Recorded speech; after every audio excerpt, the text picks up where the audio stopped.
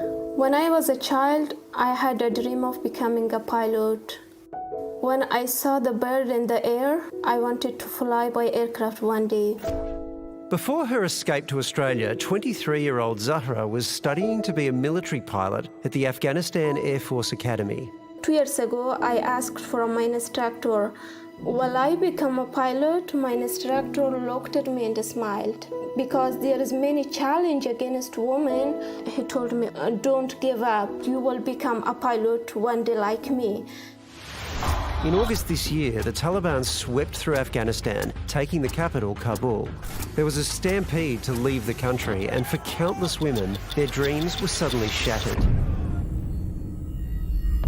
26-year-old Atifa worked inside the Afghan parliament. She was forced to leave Kabul with 14 members of her family when the Taliban arrived. My brothers come home one after another, and it was like quite surprising. And I said, why are you home? Like, they said, Taliban come to Kabul.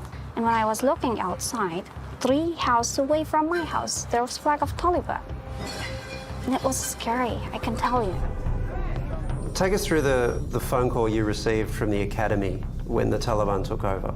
A soldier called me and told Zahra, you are not safe here. You can see there's no one in the academy. You're the only one. You should leave right now. And then the next day, I went again to my academy. The Taliban was sitting there. I couldn't stop even crying. Not just scary because I would be dead, but because we are losing everything. Freedom, education, I lost everything. How do you react in a moment like that? All sort of feelings. Terrifying, crying, because Taliban is known for raping girls. Taliban is known for beating girls. Taliban is known for anything bad they can do to a human being. So I had all those pictures in mind, and even still, if you name Taliban, you may feel the fear in me. Mariam Vaisadeh is a lawyer who's part of the Afghan-Australian Advocacy Network. Even today, as I speak to my mother on the way to this particular interview, and she's telling me about what she's hearing from the people on the ground. The Taliban's going around house to house, identifying minorities, identifying those people that may have had any involvement with the former government. We know that people have been abducted, kidnapped. We know young women are taken from their families. So the risk is one that I can't wrap my head around as someone who's had the privilege of growing up in Australia, but it's a very real risk, and it is life and death. With her parliamentary experience, Atifa believes a failure of leadership was part of the problem. If leaders work together well, there shouldn't be chaos. I mean, in my country, leaders, they thought about their own pocket, they thought about themselves. A few of them might have thought about the goodness of people. And then if they had thought about the national interest, today, Taliban, Pakistan, USA, and the other countries would not be interfering into the country. Millions of people would not become refugees. Millions of girls would not be out of school. Zahra was forced to leave her family behind. On her way to Australia, she received some tragic news. In Dubai, I heard that the Taliban killed my teacher.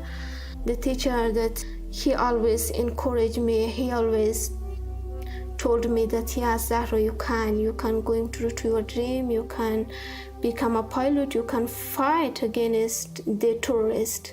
But the Taliban killed my teachers.